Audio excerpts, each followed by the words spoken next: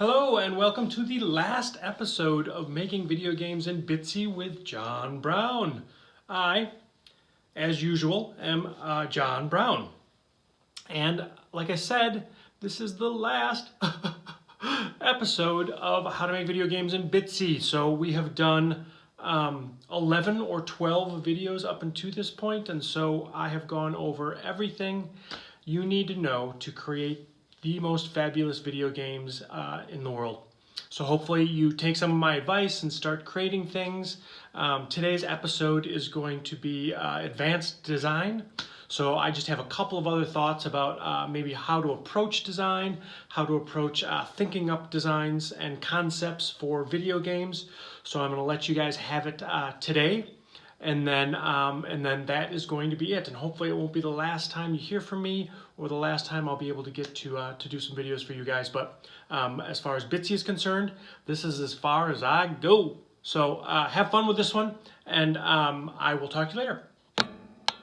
All right, remember when I said that the key to doing good designs is to start on paper first. So here are some examples of some things that I was thinking about as I'm generating ideas for cool games. The first one is kind of a, on the left here is kind of a fire one, and they've got kind of tunnels. The one on the right I just thought was a kind of a fun little zigzag design to have the character kind of go up and down that little zigzag and then go into each one of those little rooms, and maybe some surprise is waiting for him. And then the one on the top on the next page, I thought that the avatar could be an airplane, and that airplane could be flying through the clouds. So that first panel has a start, and then goes off into 6 different panels or pathways. Each one of those pathways in the middle, you can see that bird in the middle. Each one of those pathways leads to like a bird or something like that, who may be directing that character to go different places. And then the end, the last panel, the end of the game would be he enters the cloud city. So the whole game is kind of a search for a cloud city. The next one I've got is a little scuba diver. You can see the avatar is a scuba diver, and then I've got like kind of underwater caves and stuff like that. And then they kind of go down, down, down, down, down, and the things that they would meet would be sharks. So those would all be kind of animated, and you can see I've got the arrows there to see how those sharks are going to be animated. And then they go down, and maybe the last little room has some kind of a little treasure chest that the character opens and sees some funky things down there. And then the next one I've got, this is kind of like a haunted house game. So you can see I've drawn out the avatar. It's just a walking character.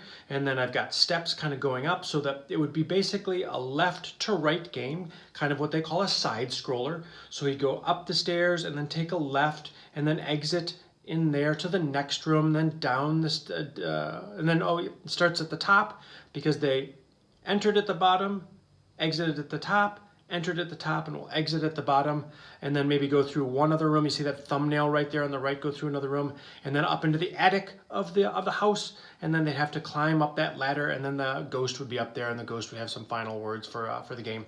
So, and then I thought they could have some cool effects like lightning using those 2-frame animations that we've used in Bitsy. So we could do some cool like lightning effects, and then everything would be kind of animated. The next one I thought with the eye, the avatar could be an eye, and then the game is actually set up, the format of the game is a book.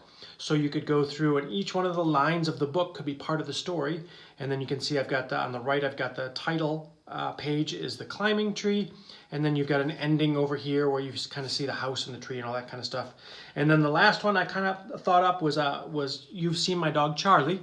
Charlie has made a guest appearance in these in the Bitsy games. So I thought, why not do a game with Charlie? Charlie the dog. She's my dog. So on the left there, you see a little avatar of a little dog, and then you've got a path through the woods, and then maybe a path. And the next one is a frozen water, so the path kind of comes down. There's a fisherman there for her to interact with, and then you go down to the bottom there, and then she's in the background with the guy eating in the front, and then maybe there's a mother and a daughter in the front there, and then some protesters right there. So the dog's going through, and maybe I could have them interact with that. I thought it might be kind of fun to have some characters in the foreground, and then my doggy in the background. So my dog's kind of walking through the entire city, and then the last panel, the upper right there, where it says number 6, and it's got the little house. That's me. And then Charlie finally makes her way home, and then as she reaches me, I could be like, hey Charlie, how you doing? That kind of thing. So these are just some ideas. This is how I start off generating ideas in Bitsy. as I've talked to you guys many times before, it's all starting with sketches. If you can start first with sketches, it gives you a really good idea of what to do in the game when you get to the game engine. So sketching is really fun and an easy way to kind of come up with concepts. So that's one way to do it. Another way I will go over right now. Another good way to get ideas for games is to see what other people have done, right? It's what we call research in the business. So if I go up here to the About tab, right, and we've gone over this before. We've looked at this page before. We go down to Tutorial. This opens up this Bitsy tutorial, which is a good thing to kind of return to if you don't know something or if you get stuck. There's a lot of really good information in here. I'm going to scroll all the way down to the bottom of the page, and you'll see at the bottom of the page it says cool examples of cool games. So this is a really good resource for you guys to kind of take a look at what other artists have done, how other artists have dealt with the games. It kind of gets you unstuck out of a rut, especially if you're kind of doing the same thing over and over again. And there's some really complex games in here, but we're going to go through a couple of them. The first one I think we're going to go through is this one right here. And you can take a look at these anytime you want. This is kind of a cool game. It's a simple game, a tunnel game, kind of come over here, and then you relate to all of these things in here, but it's kind of a neat layout. I like the colors. I like the fact that the background has all that movement in it and all the arrows. And this is kind of a neat little game where you can kind of go around and discover all these cool little tunnels. So that is the first one that I wanted to kind of bring up. The next one I think is this one. This is kind of a fun game where you listen to people's thoughts. So what they got going here, you've got these little bubbles, and the bubbles are the thing that move. And every time you click here on the dark blue characters, and kind of a nice design thing. So everything dark blue is something you can interact with. And then the other two colors, the orange and the light blue or the purple, are the backgrounds. So every time you see something black, you can kind of come over and relate to them. It's kind of nice because you can go all these different places with it, and you can interact with all of these different things. It's kind of got a little bit of a story involved in it too, which I kind of like. So that's a nice little design. I really like how they've designed these clouds as well.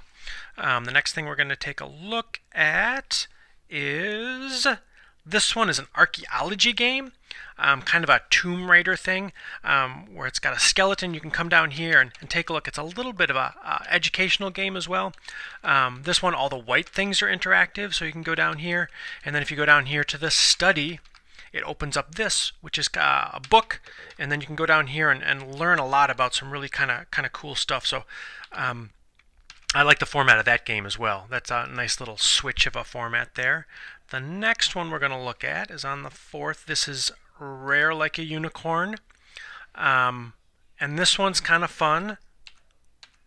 It's got it's called an isometric game, so it's got some perspective in it, and you'll see all of these arrows.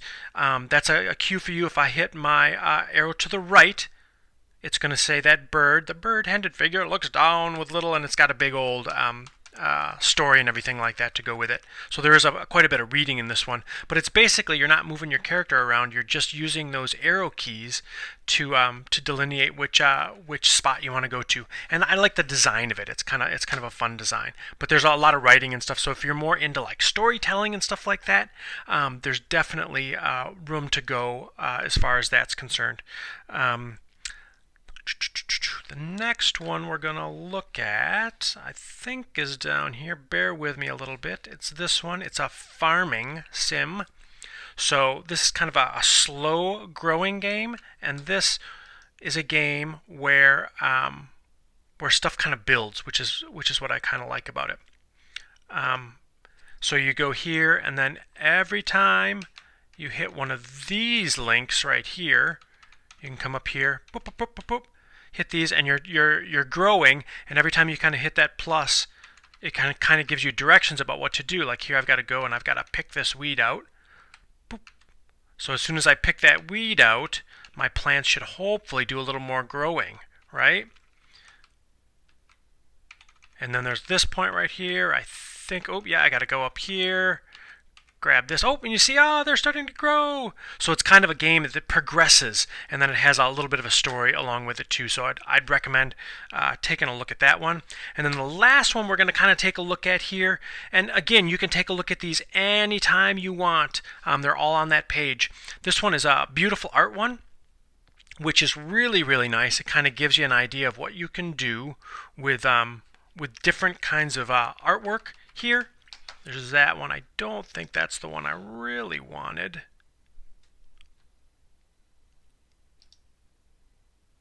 Oh, here it is right here. I clicked on the wrong link, guys. So this one is really nice because they've kind of built up all these castles, and it's got looks like it's got rain coming down there, and your little guy can go up here, and he can interact with all of these elements here. There's also, he can come up to the very top, and then they've got separate rooms here. You can see they went into a lot of trouble designing all these really cool kind of funky rooms. You can see what they did with the limited design palette and all that kind of stuff. So so you can see the sky is the limit as far as what you can kind of create. The only limitation you have is that it is that 8-bit video game, so the format of it is a little bit strange and odd, but you can do a lot with it. So so that's it. That's some examples of some games, and again, you can find that all on that active link right here on the About page and the tutorial. And there's also a community made with Bitsy and that kind of stuff, and itch.io